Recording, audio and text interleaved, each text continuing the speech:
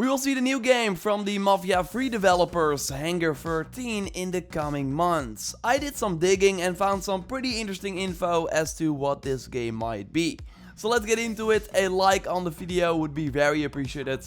And let's go. First up, a quick reminder that I'm doing a giveaway for a 2020 game of your choice on your platform of choice. All you need to do is follow the link in the pinned comment for a chance to win, and be sure you are a subscriber of the channel as well before you enter. And the winner from my January giveaway did not respond, so I picked a new one. Congrats, May oh May, I sent you an email with all the details. And while we will see this new Hangar 13 game in the coming months, according to 2K during their recent financial call, it will likely not be out in 2020.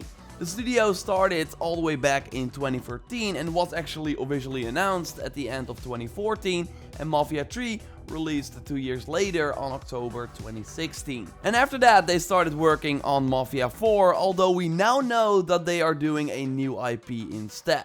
The prototypes that they were working on for Mafia 4 did sound awesome though. It was going to be set in Vegas during the 1970s. Jason Schreier from Kotaku, who actually broke this news, says that it's very easy to imagine what this might have looked like. Fighting enemies on the strip, managing your own casino, putting your character's name in the lights. And you actually see footage here of a game called This Is Vegas that was supposed to come out on the PS3 and Xbox 360 but got cancelled. It does give us an idea of what a sort of Mafia game in Las Vegas could look like, although yeah, we will sadly not be getting that Mafia game, at least not from Hangar 13. They namely got the choice to either continue working on Mafia 4 or make their own new IP, and well, they always wanted to make their own new IP, so they went with that. Also not really weird, because Mafia 3 was the first game in the series that Hangar 13 worked on, so it might not have felt like their own property.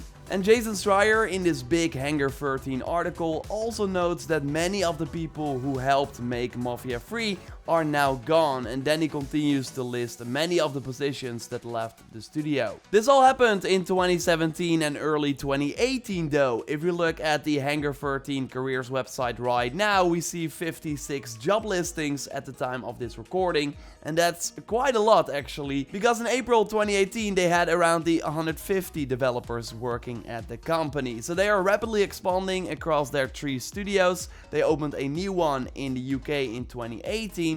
But what are they working on? Well, before we look at some interesting bits from the job listings that give us an idea of what this game might be going for, I first want to go back to Jason's awesome article on the history of Hangar 13 during and after the development of Mafia 3. And I will leave a link to it in the video description. Totally check it out if you are curious. They namely went through multiple iterations of their new IP, and in mid-2018 they finally found their groove. So according to Jason, after the concept of Mafia 4 they started working on a game codenamed Rhapsody. A game about a subterfuge in a 1980s Berlin. You would play as a Russian Jew whose parents had been murdered in a Soviet labor camp. He would be rescued by Americans and then recruited to join a spy organization called Rhapsody. And it actually sounds pretty awesome, and if you played Mafia 3 then you know that some sort of revenge story makes a lot of sense for this studio. One developer compared this game to the spy movie Kingsman, but without the really goofy shit. But of course with some cool gadgets that a spy would use. I know it's different and in another time period, but I'm getting sort of Saboteur vibes.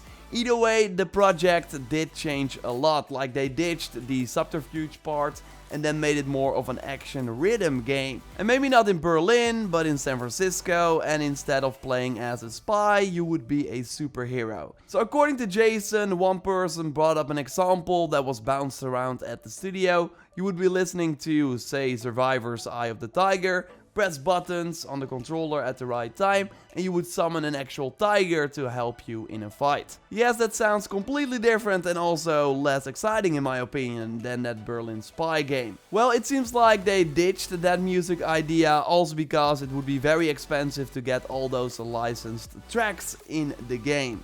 So the last thing that Jason shared back in April 2018 is that we might still be looking at some sort of superhero game, that they would be adding drop in and drop out co-op, and that it would have some sort of live service elements. But it's important to note that the boss of Hangar 13 is Hayden Blackman, who is mainly a writer, like he worked on many Star Wars comics, but also games before working on Mafia 3. And yes, the story was actually one of the awesome parts of that game. At the end of 2017, also developers who worked on Horizon Zero Dawn joined Hangar 13. We got David Ford, who also worked on Elder Scrolls Online, EverQuest and DCUO, so DC Universe Online, a superhero game, lines up. And we have Mark Norris, who is actually now the game director on this brand new IP. And he joined Kinda Funny Games for a special episode on July 2018 to talk about making a new IP, and in that episode we got some interesting hints as to what the Hangar 13 game could be. Mark touches on Hayden Blackman, saying that studios are mostly based around their leader, so that we should likely expect that writing and storytelling will be important in this new IP. He also kind of talks about the ideas that Hangar 13 had for this new IP and how they're now settling on the 4th iteration of that ID. Let's have a listen. We had an idea. We had 2 ideas, we had 3 ideas, and on the 4th idea, which was kind of this, it's not as if they were all unique ideas, they just kept morphing and changing and iterating, and now we've got it. Now we feel like we've got where we want to go. So there is totally a high chance that they are sticking with that superhero idea. It should also be something that they loved as a kid, because Mark believes that creating a new IP about something that you really liked when you were younger always works. And also that you should think broader than just a game. So also when making the new IP, think about, could there be comics or movies about this IP? Other takeaways is that it will likely focus on something that does it incredibly well, because Mark says that even if there are flaws in that game, if it does 1 or 2 things incredibly well, like better than other games, then people still want to play it. He personally likes superhero stories where the superhero loses power or cannot do traditional stuff like soccer because of his or her powers. Like he mentioned Superman, for example, and that he loves the Red Sun stories. And we should also expect an intriguing world where you as a player want to spend 30 to 40 hours. So something that is inviting. He mentions that Dishonored, for example, while he really likes the IP, doesn't have an inviting world. Like, the world kind of sucks, so why would you want to save it? And yes, this Hangar 13 new IP seems to be an open world game if we look at job listings, for example for a lead environment artist. Experience with AAA open world titles is preferred. The AI programmer needs to have experience making action first person or third person shooter games, so it seems to be similar to Mafia.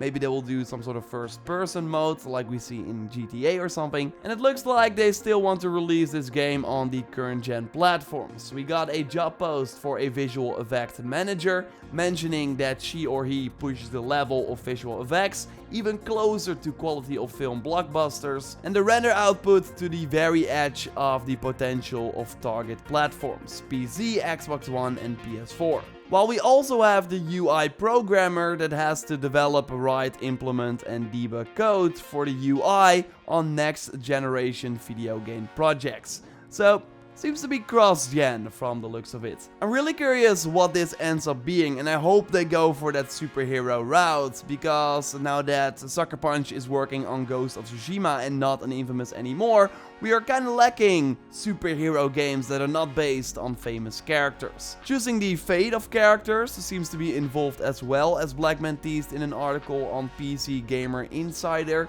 Here he also notes that they want to tell a strong narrative that involves the player. We want to take a risk, we want to have great tech, and hopefully all those combine to create games that players want to keep coming back to. And yes, that last part kinda sounds like a live service game, keep coming back to with new content, but we will have to wait and see. I would not be surprised if we saw this new IP from Hangar 13 at the Microsoft E3 presentation as a big reveal that is also in the coming months, as Take-Two already teased. Take-Two, the parent company of course of 2K, doesn't seem to have a big 2020 game this year, while of course last year they had Borderlands 3. They will still be at E3 though, like every year, so maybe alongside the new NBA game, they will now hype up this new Hangar 13 IP.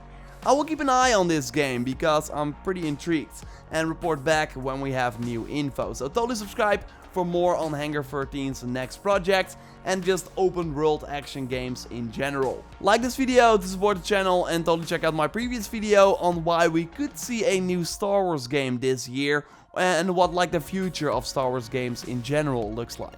For now, I will speak to you next time and goodbye.